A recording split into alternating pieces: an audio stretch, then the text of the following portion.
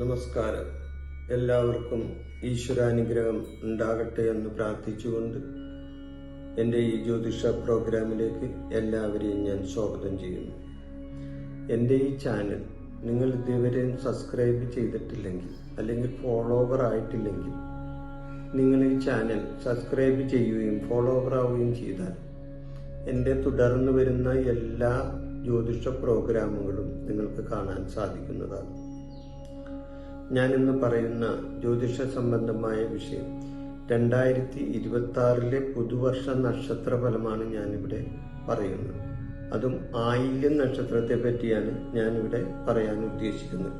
പുതുവർഷത്തിൽ ആയില്യം നക്ഷത്രക്കാർക്കുണ്ടാവുന്ന അനുഭവങ്ങൾ, അല്ലെങ്കിൽ എന്തെല്ലാം കാര്യങ്ങൾ അവർക്കുണ്ടാവും, എന്തെല്ലാം കാര്യങ്ങളിൽ അവർക്ക് നേട്ടങ്ങൾ വന്ന് സംഭവിക്കാം, അല്ലെങ്കിൽ എന്തെല്ലാം കാര്യങ്ങളിൽ അവർക്കൊരു ചെറിയ ദോഷങ്ങളോ അങ്ങനെയുള്ള വല്ല കാര്യങ്ങളോ വന്നു ചേരാൻ, ഇങ്ങനെയുള്ള കാര്യങ്ങളെ സവിസ്തരമായിട്ടാണ് ഞാനിവിടെ പ്രതിപാദിക്കുന്നത്.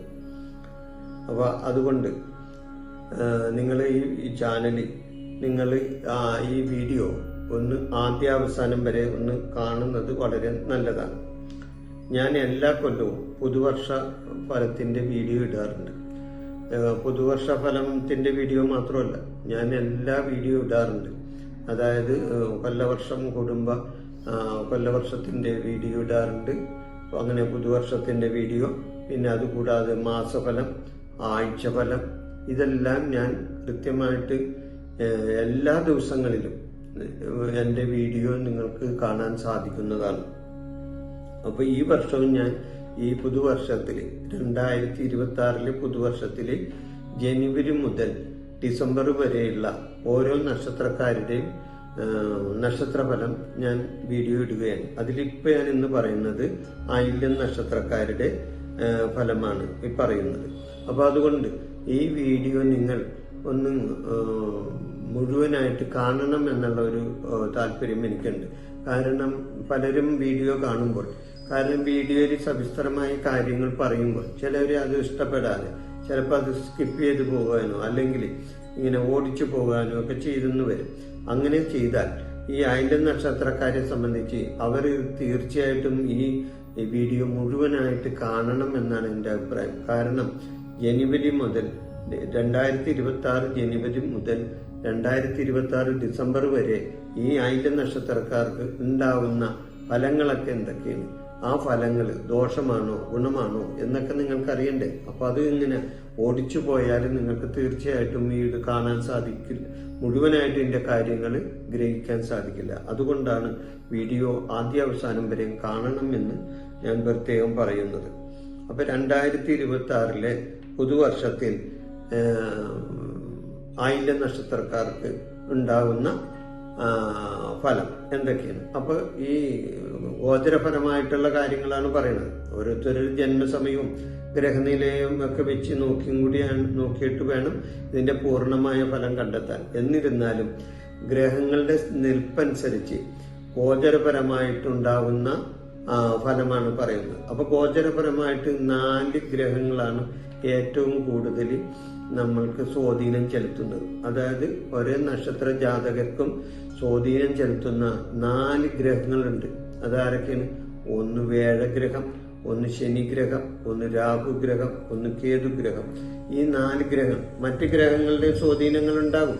എന്നാലും വർഷം മുഴുവനും ഈ നിലനിൽക്കുന്ന സ്വാധീനിച്ചുകൊണ്ടിരിക്കുന്ന ഈ 4 ഗ്രഹങ്ങളുടെ, പ്രധാനപ്പെട്ട 4 ഗ്രഹങ്ങളുടെ ഗോചരപരമായിട്ടുള്ള നിൽപ്പിന്റെ, ഒരു രാശിയിൽ നിൽക്കുന്ന നിൽപ്പിന്റെ ഫലമാണ് ഞാനിവിടെ പറയുന്നത്.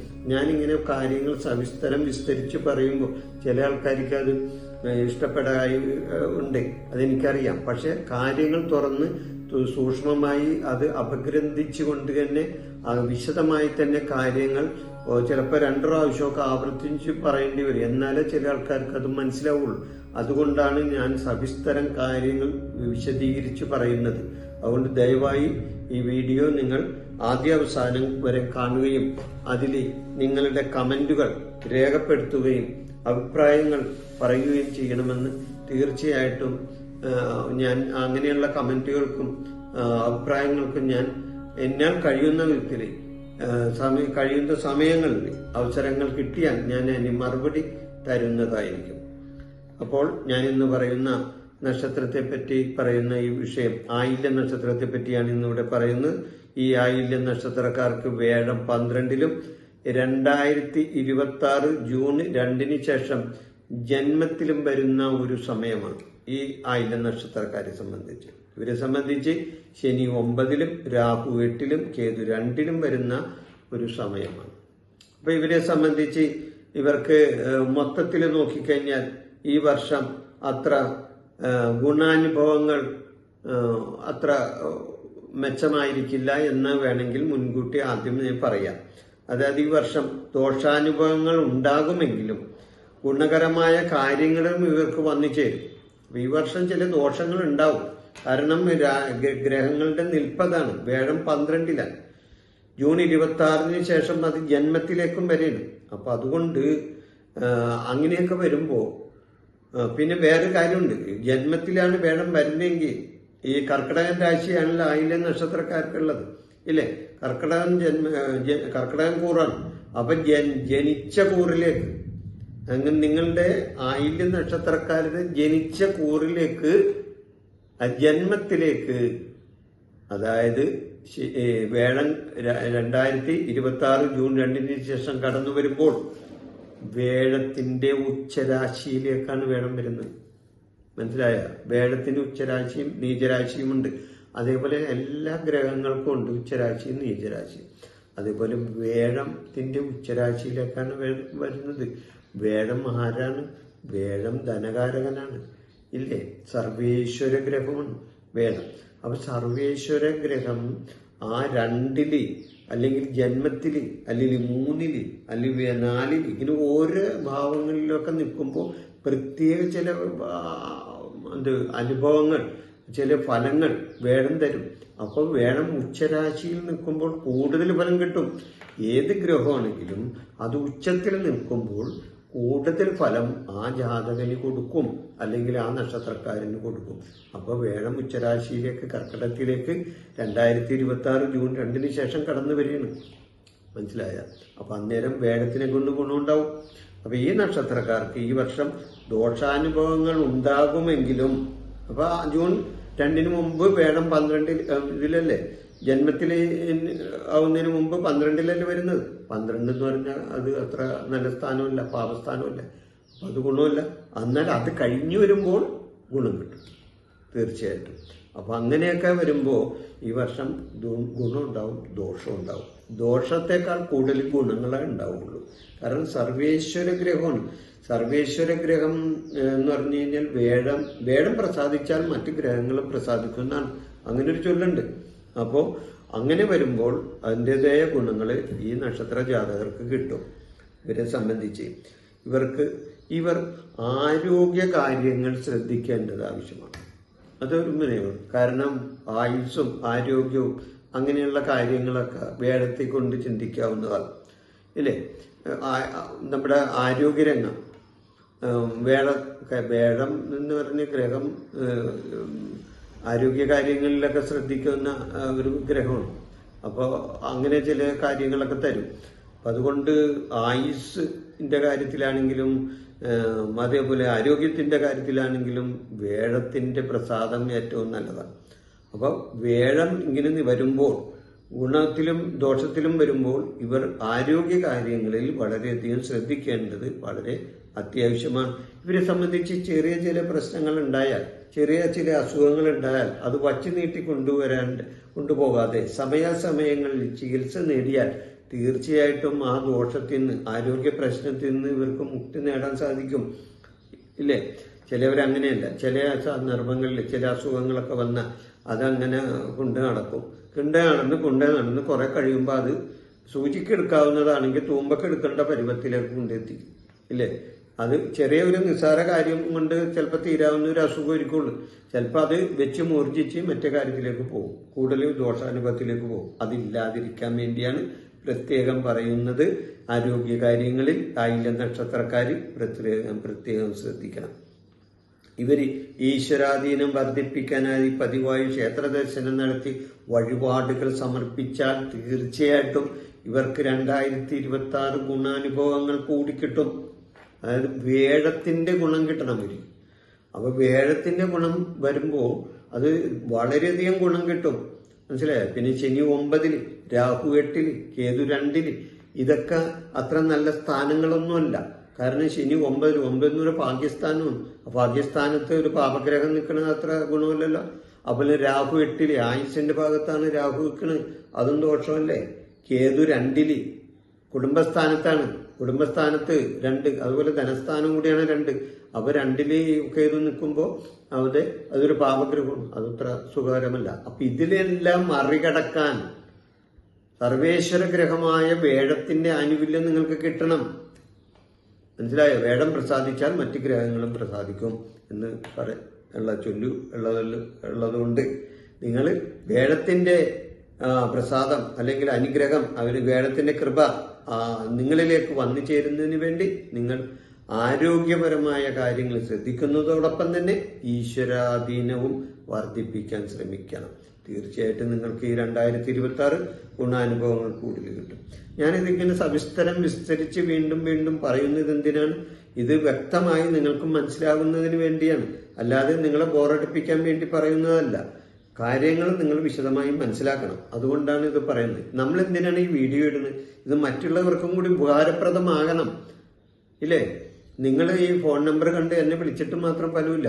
ഞാൻ ഓരോരുത്തരും ഇടുന്ന വീഡിയോ കണ്ടിട്ട് അവർക്ക് അതിൽ നിന്ന് എന്തെങ്കിലും ഒരു ഗുണാനുഭവങ്ങളോ അല്ലെങ്കിൽ ദോഷങ്ങളുണ്ടെങ്കിൽ ആ ദോഷങ്ങൾ മാറ്റിയെടുക്കാനുള്ള കാര്യങ്ങളോ സവിസ്തരം പറയുമ്പോൾ നിങ്ങൾ അതിനെ മോശമായി കാണേണ്ട കാര്യമില്ല. അപ്പൊ അത് നന്നായിട്ട് തന്നെ കാണണം. അപ്പൊ നിങ്ങൾ ശ്രദ്ധിക്കാൻ വേണ്ടിയാണ് ഇത് ആവർത്തിച്ച് പറയുന്നത്. പിന്നെ ഇവരെ സംബന്ധിച്ച് ഇവർക്ക് പുതിയ ബിസിനസ് ആരംഭിക്കാൻ പറ്റിയ സമയം കൂടിയാണ്. വേഴത്തിന്റെ ആനുകൂല്യം വേഴം ഉച്ചരാശിയിലൊക്കെ വരുമ്പോൾ ബിസിനസ് സംബന്ധമായ കാര്യങ്ങൾക്കൊക്കെ നേട്ടങ്ങൾ ഉണ്ടാവുന്ന ഒരു സമയമായി മാറും. അപ്പൊ അതുകൊണ്ട് ഈശ്വരാധീനം വർദ്ധിക്കുന്നതോടൊപ്പം ഇവരുടെ സാമ്പത്തിക രംഗത്തുള്ള വളർച്ചയും വളരെ പുരോഗമിച്ച് മുന്നോട്ട് കൊണ്ടുപോകാൻ 2026 സാധിക്കുന്നതാണ്. ധനാഗമ മാർഗങ്ങൾ, തടസ്സങ്ങൾ മാറി ഇവരെ തേടിയെത്തും. ധനകാരകൻ പ്രസാദിച്ചാൽ ഇവർക്ക് വേഴത്തിനെ കൊണ്ട് ഗുണകരമായ മാറ്റങ്ങൾ ധനസ്ഥാനത്ത് ധനകാരകനായ വേഴത്തെ കൊണ്ട് ഇവർക്ക് വളരെയധികം ധനാഗമ മാർഗങ്ങൾ ഉണ്ടാകാനുള്ള സാധ്യത 2026 ഉണ്ടാവും. അതേപോലെ തന്നെ ചെയ്യുന്ന പ്രവൃത്തികളിൽ ആത്മവിശ്വാസം കൂടുതൽ ഉണ്ടാകുന്ന കാര്യങ്ങളും വന്ന് സംഭവിക്കും. കാരണം വേഴം സർവേശ്വര ഗ്രഹം ഞാൻ പ്രത്യേകം പറയുന്നുണ്ട്. അപ്പം വേഴത്തെ പ്രസാദിപ്പിച്ചാൽ തീർച്ചയായിട്ടും നിങ്ങൾക്ക് ഈ വേഴത്തെ അപ്പൊ പലരും ചോദിക്കില്ലേ, വേഴത്തെ എങ്ങനെയാണ് പ്രസാദിപ്പിക്കുന്നതെന്ന്, ഇല്ലേ? അത് ചോദ്യമാണ്. വേഴം എന്ന് പറഞ്ഞാൽ വേഴം എന്ന ഗ്രഹത്തിന്റെ ദേവതമാരുണ്ട്. അതാരാണ്? കൃഷ്ണൻ, മഹാവിഷ്ണു. വഴിപാട് നടത്തണം. കൃഷ്ണനോ മഹാവിഷ്ണുവിനോ ഒക്കെ വഴിപാട് നടത്തി നിങ്ങളുടെ ജന്മനക്ഷത്രത്തിന്റെ അന്നും അതുകൂടാതെ ശനി വ്യാഴാഴ്ച ദിവസങ്ങളിലൊക്കെ പോയിട്ട് കൃഷ്ണന്റെ ക്ഷേത്രത്തിലോ അല്ലെങ്കിൽ മഹാവിഷ്ണുവിന്റെ ക്ഷേത്രത്തിലോ ഒക്കെ പോയി വഴിപാട് സമർപ്പിച്ചാൽ വേഴഗ്രഹത്തെ പ്രസാദിപ്പിക്കാൻ സാധിക്കും. അതുവഴി മഹാവിഷ്ണുവിന്റെ അനുഗ്രഹങ്ങൾ നിങ്ങളെ തേടി വരും. അപ്പൊ അതുകൊണ്ട് നിങ്ങൾ ഈ വേഴത്തെ പ്രസാദിപ്പിക്കാൻ നോക്കുക. വേഴത്തെ പ്രസാദിപ്പിച്ചാൽ വേഴത്തിന്റെ ദേവന്മാരും നിങ്ങളെ പ്രസാദിക്കുന്നതാണ്. പിന്നെ മനപ്രയാസം മാറിക്കിട്ടും. ഇങ്ങനെയുള്ള കാര്യങ്ങൾ ചെയ്യുമ്പോൾ നിങ്ങളുടെ മനപ്രയാസങ്ങൾ മാറിക്കിട്ടും. നിങ്ങൾ ചെയ്യുന്ന പ്രവൃത്തികളിൽ ഒരു ആത്മവിശ്വാസം നിങ്ങളിലേക്ക്, ഒരു ഊർജം, പ്രത്യേകമായിട്ടുള്ള ഒരു ഊർജം നിങ്ങളിലേക്ക് കടന്നു വരും. ആ ഊർജമുണ്ടെങ്കിൽ തീർച്ചയായിട്ടും നിങ്ങൾക്ക് കാര്യങ്ങൾ മുന്നോട്ട് കൊണ്ടുപോകാൻ ഈ 2026 തടസ്സങ്ങളില്ലാതെ കാര്യങ്ങൾ മുന്നോട്ട് കൊണ്ടുപോകാൻ നിങ്ങൾക്ക് കഴിയുന്നതാണ്.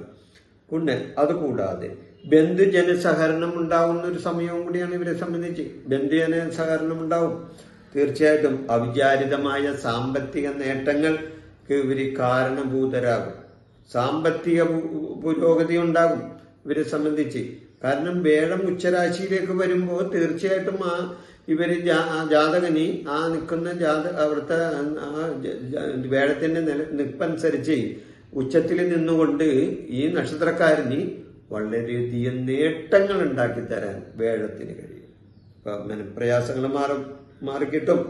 പിന്നെ കുടുംബത്തിൽ പുരോഗതി ഉണ്ടാകും, കുടുംബ പുരോഗതി ഉണ്ടാകും, കുടുംബത്തിൽ മനസ്സമാധാനം ഉണ്ടാകും, സന്തോഷം ഉണ്ടാകും. അത് കുടുംബാംഗങ്ങളുമൊത്ത് ദൈവിക കാര്യങ്ങളിൽ പ്രവർത്തിക്കാനോ ദൈവിക കാര്യങ്ങൾക്കായി ക്ഷേത്രങ്ങൾ സന്ദർശിക്കാനോ പുണ്യസ്ഥലങ്ങൾ സന്ദർശിക്കാനോ ഒക്കെ ഇടവരും. അപ്പൊ അതിനുള്ള കാര്യങ്ങളെല്ലാം ഉണ്ടാകണമെന്നുണ്ടെങ്കിൽ നിങ്ങൾ വേഴഗ്രഹത്തെ പ്രസാദിപ്പിച്ചുകൊണ്ട് മറ്റ് ഗ്രഹങ്ങളുടെ ദോഷങ്ങളുണ്ടെങ്കിൽ അതിനെല്ലാം തരണം ചെയ്ത് മുന്നോട്ട് പോകാൻ നിങ്ങൾക്ക് 2026 കഴിയുന്നതാണ്. പിന്നെ അതുപോലെ തന്നെ സുഹൃത്തുക്കളിൽ നിന്നും മോശമായ ചില അനുഭവങ്ങൾ നിങ്ങൾക്ക് ഉണ്ടാകാനായിട്ട് ഈ 2026 കാരണം വന്നു ഭവിക്കുന്നതാണ്. സുഹൃത്തുക്കളിൽ നിന്ന് നിങ്ങൾക്ക് വേണ്ടപ്പെട്ട ചില സുഹൃത്തുക്കളിൽ നിന്നെല്ലാം ചിലപ്പോൾ നിങ്ങൾക്ക് അകൽച്ച ഉണ്ടാകും. കാരണം നമുക്കൊരു നല്ല സമയം ഉണ്ടെങ്കിൽ നമ്മളെ കൂടെ നിൽക്കാൻ ആൾക്കാരൊക്കെ ഉണ്ടാവും. അതേസമയം നമുക്കൊരു ദോഷാനുഭവങ്ങളാണെങ്കിൽ അല്ലെങ്കിൽ അവർ നമ്മുടെ കൂടെ നിൽക്കില്ല, അവർ മാറിക്കളയും. നമ്മളെ കണ്ടു കഴിഞ്ഞാൽ വഴിമാറി പോകുമെന്ന് പറഞ്ഞ പോലെ അവർ ചിലപ്പം പോയിന്ന് വരും. അപ്പോൾ അതുകൊണ്ട് സുഹൃത്തുക്കളിൽ നിന്ന് ചിലപ്പോൾ നല്ല പെരുമാറ്റം ഉണ്ടായില്ലെന്ന് വരും. പക്ഷേ നിങ്ങളുടെ ഈശ്വരാധീനത്താൽ, നിങ്ങളുടെ ഈശ്വരാധീനം കൊണ്ട് അവരെയൊക്കെ നിങ്ങൾക്ക് അടുപ്പിച്ച് നിർത്താനും നിങ്ങൾക്ക് സാധിക്കുന്നതാണ്. അതുപോലെ ബന്ധുജന സഹകരണം ആവശ്യമാണ് ഈ സമയം. ബന്ധുക്കളെ അകറ്റി നിർത്തരുത്. അകന്നു പോകുന്നവരാകുന്നു പോയിക്കോട്ടെ, കുഴപ്പമില്ല. പക്ഷെ അവരെല്ലാം നിങ്ങളെ തേടിയെത്തുന്ന ഒരു സമയം വരും, നിങ്ങൾക്ക് നല്ല സമയം വരും. അപ്പൊ അതുകൊണ്ട് ഈ 2026 ദോഷാനുഭവങ്ങൾ ഉണ്ടെങ്കിൽ തന്നെയും നിങ്ങൾക്ക് വേഴത്തിന്റെ ഗുണം കൊണ്ട്, വേഴം ഉച്ചരാശിയിൽ വരുമ്പോൾ തീർച്ചയായിട്ടും കർക്കിടകത്തിൽ വേഴം ഉച്ചരാശിയിൽ വരുമ്പോൾ കർക്കിടകൂറുകാരായ ആയില്യം നക്ഷത്രക്കാർക്ക് 2026 പൊതുവെ നല്ല ഫലങ്ങൾ കിട്ടും. നിങ്ങളുടെ ഈ ആയില്യം നക്ഷത്രക്കാരുടെ 2026 പൊതുഫലം ഞാൻ സവിസ്തരം നിങ്ങളുടെ മുമ്പിൽ അവതരിപ്പിച്ച് നിങ്ങളുടെ വിലയേറിയ കമന്റുകളും അഭിപ്രായങ്ങളും എനിക്ക് അയക്കണമെന്ന് ഞാൻ താല്പര്യപ്പെടുകയാണ്. നിങ്ങൾക്ക് എൻ്റെ വീഡിയോയിൽ എന്നെ കാണുന്നതുവരെ നിങ്ങൾക്ക് ഈശ്വരാധീനം ഉണ്ടാകട്ടെ എന്ന് പ്രാർത്ഥിച്ചുകൊണ്ട് എല്ലാവർക്കും നന്ദി, നമസ്കാരം. എൻ്റെ ഈ ജ്യോതിഷ പ്രോഗ്രാം നിങ്ങൾക്ക് ഇഷ്ടപ്പെട്ടാൽ ഇത് സബ്സ്ക്രൈബ് ചെയ്യാനും ലൈക്ക് ചെയ്യാനും ബെൽ ബട്ടൺ അമർത്താനും മറക്കരുത്.